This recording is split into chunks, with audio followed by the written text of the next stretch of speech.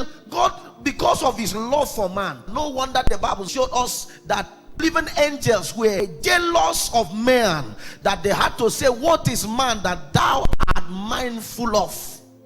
That you have even made him a little bit lower than the Elohim.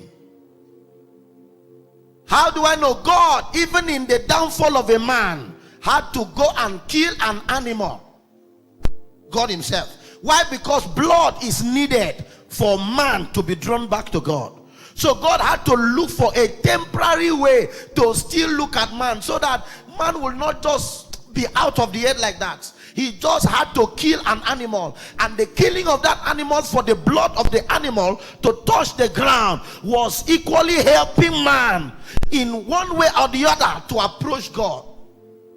And he was the one that clothed man with what?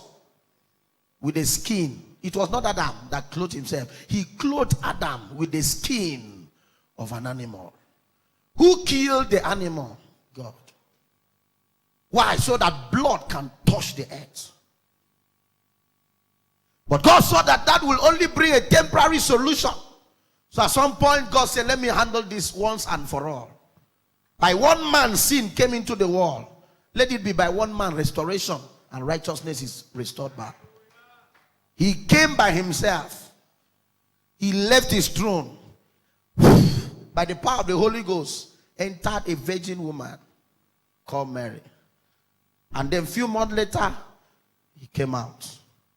Went through everything as a human being, because since man brought the curse, another man must bring the blessing.